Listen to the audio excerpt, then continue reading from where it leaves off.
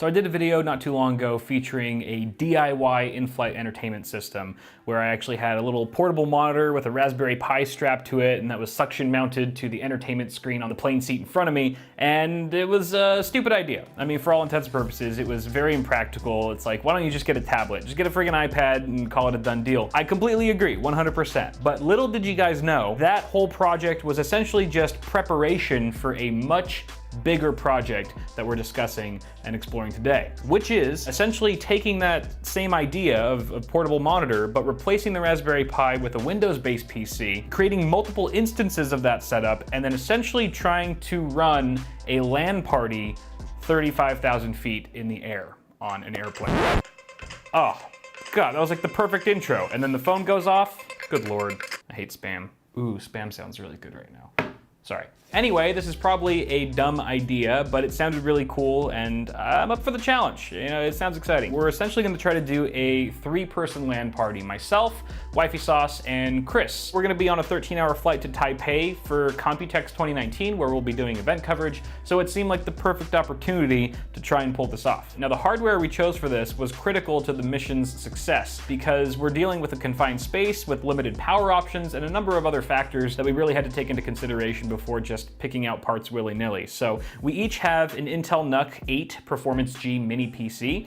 These things are super powerful for their size. I think I've heard Intel say that they're currently the smallest desktop PCs capable of delivering some decent VR experiences. And it seems like they have the specs to back it up. I mean, we've got an Intel Core i7-8809G, 16 gigs of DDR4 memory, along with the Radeon RX Vega MGH graphics processor. So yes, that is an AMD graphics chip inside of an Intel product. And believe it or not, it pairs very nicely with the Intel Core i7 chip that's in here. There's also a 1TB SSD on board, and Wi-Fi and Bluetooth. Wi-Fi we don't really care about so much for this project, but the Bluetooth is going to come in handy, as you'll see in a moment. Now, the AC outlets on our aircraft are spec'd at 110 volts with a 100 watt peak that our NUCs might exceed under load, but hopefully by downclocking the heck out of our CPU and GPU, we can get these systems juiced up on the plane. This is by far my biggest technical concern of the project, so we'll just have to wait and see what happens. Now, as far as monitors go, 2 gamers will be using the same UPerfect 13.3-inch 1920 by 1080 IPS display that I featured in my in-flight entertainment video, because it's a great panel, and if you guys watch my dedicated review on that product,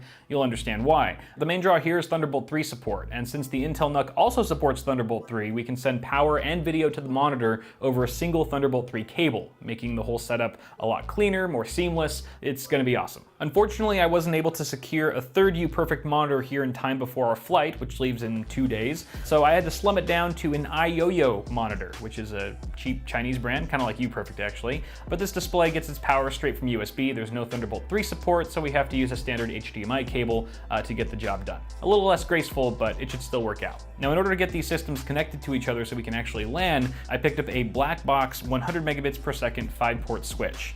I like the fact that it's pocket-sized. It means it's not going to take up much space, it's good for travel, but more importantly, it's USB powered. And since all of our AC outlets will already be occupied by the NUCs, we really needed to find a switch with an alternate power source. Plus, I feel like we're going to incur a little bit less cable clutter this way too.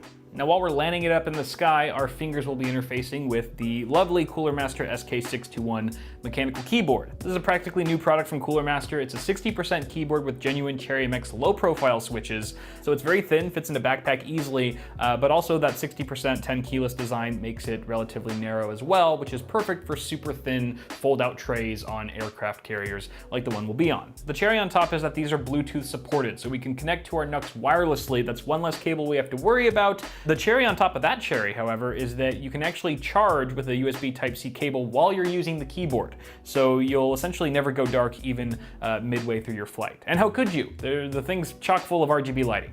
Shocker. Now, it's also worth noting that we're each bringing our own Bluetooth headsets so that we can hear the in-game audio and even talk to each other on the plane without disturbing passengers around us. The last piece of hardware here is the Logitech G305 gaming mouse. This thing is awesome. I bring it everywhere. It's the same mouse that I used for my in-flight entertainment video. It is wireless, but I would still use this mouse as a daily. It's super fast, very low latency, and incredibly comfortable. I could keep it in my hand for hours on end. Now then, that's a lot of tech that each of us gamers has to worry about finding a space for at our passenger seat. Of course, we could just throw the NUCs on the floor of the plane and prop our monitors up on the little fold-out trays in front of us and call it a day, but there's just a few too many compromises with that idea. idea. The first main issue being safety. I mean, if you have NUCs on the floor with cables running between them, someone could easily trip and fall. That wouldn't be good. Also, safety of the device itself, something that small could easily be stepped on. And secondly, it's a comfort issue. And this is a bit more subjective, but at least for me, when I'm on a plane, I can't stare at a laptop or a tablet that's on my little fold-out tray for very long without getting a bunch of neck strain because I'm looking downward at such a steep angle because it's so close to me, and it just sucks. It's definitely no way to game on a PC. So because of those various compromises, I want to find a better solution. And we have. We're going to emulate the sort of system that we used for the in-flight entertainment setup, which is essentially taking the PC and fixing it somehow to the monitor, and then taking that two-piece setup and mounting that to the seat in front of us. The first step was actually super simple because all three of our monitors feature VESA mounting holes, and the Intel NUCs actually include a VESA mounting bracket. So it was a completely seamless integration that took all of 20 seconds to set up. Securing that bulk of hardware to the seat in front of us wasn't quite as straightforward. We basically had to remove the back plate of the NUC, drill 2 holes in it before mounting a cheese plate that contained a bunch of 1/4 inch and 3/8 inch holes. Then after reinstalling the back plate, we were able to attach a suction mount to the cheese plate using the suction mount's 1/4 inch thread. At that point, we basically had a compact DIY all-in-one desktop PC that could be mounted eye level on any plane to any passenger seat in front of you with an entertainment screen. Now bear in mind, this is a fairly heavy chunk of hardware. I mean, with the monitor and the NUC combined, we have just shy of 3 pounds of actual weight. And so I actually did a 3-hour mounting test with our suction mount to ensure that it wouldn't fall down mid-flight or anything like that. And it passed with flying colors. There was not an ounce of struggle, no signs of instability. The suction mount actually did a great job. As far as setting up the actual LAN goes, it was pretty much as easy as getting all the PCs connected to the switch and then assigning IP addresses to each system before having the host PC create a LAN match and having the other 2 systems connect using the host's IP.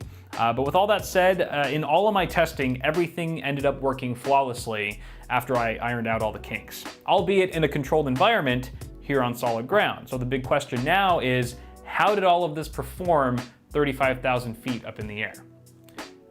I have no idea because I haven't tried it yet. So let's fast travel. I'm gonna fast travel roughly 48 hours into the future to Taiwan so I can tell you all about the experience when I get there. Sound good?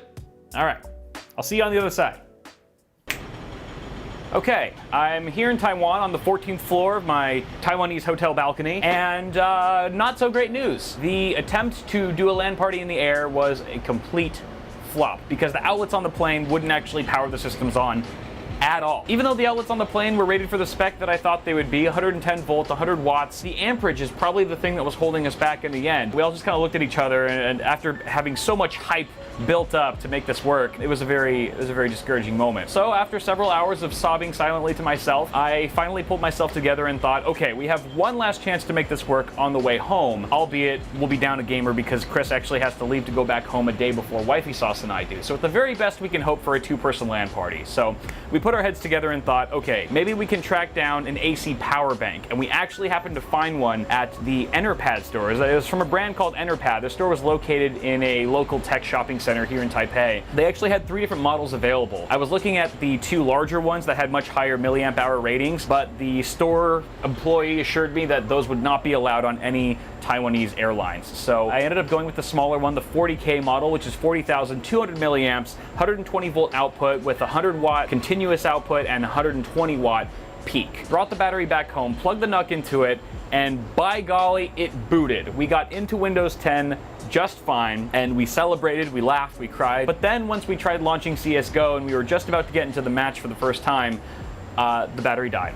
And clearly we went over the 120 watt peak limitation that the battery had, and it completely died, killed off the NUC and everything, and so we were very sad once again. Then I remembered that the NUC can be overclocked, which means it can also be underclocked. So I immediately plugged the NUC into the wall, jumped into the BIOS, downclocked our Core i7 to 2500 megahertz on all cores, then jumped back into Windows so I could get into AMD Wattman, and then downclocked the RX Vega graphics by 43%, and that took our core clock down to around 200 to 300 megahertz under load. Powered the NUC down, plugged it back into the AC power bank, booted, and then upon the second attempt to launch into CSGO, we were in. And we were still getting well over 100 FPS in game because CSGO isn't very demanding. In fact, we were able to game for a good hour, maybe just under an hour before the battery finally died. So it's not great for longevity purposes if you're actually trying to game for more than an hour, but for the purpose of this video and just to show proof of performance that a LAN party can be done on a plane, this was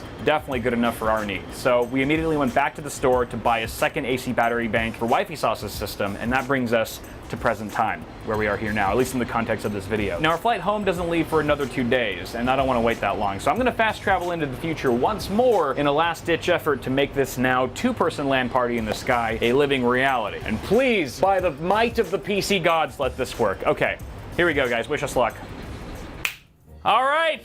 We're back in LA. Hey, I'm getting really good at snapping. Thanos would be proud. So, by golly, we did it. We actually got the LAN party working on the way home. It is amazing how we were able to pull this off. Now, I have to apologize right up front here that the B-roll footage that we got on the plane isn't the best because there was slight to heavy turbulence at times and the cabin lights were either dim or off during the entire time we were filming. So sorry about that, picture quality's not the best, but still very excited with the end result. As expected, the battery packs gave us just under an hour of continuous gaming, although we discovered that the plane outlets actually had no issues recharging them. So we could have technically had multiple hour-long gaming sessions on the flight with a couple hours of charging time in between. Our keyboard and mice fit perfectly on the fold-up tables, and apart from a few brief moments of heavy turbulence that would rattle the monitors and throw off our mouse aim, the experience was comfortable enough that if we had continuous power from the plane outlets, we could have easily played during the entire flight. Rest assured, I'm already thinking of ways to make our next airborne LAN party attempt more streamlined in every way. And finally, winding down here, some of you guys might be wondering, does this break the current world record for highest elevated LAN party previously set by myself, Paul, and a bunch of other tech YouTubers several years ago at the peak of Mount Elbert in Colorado, some 14,000 feet above sea level?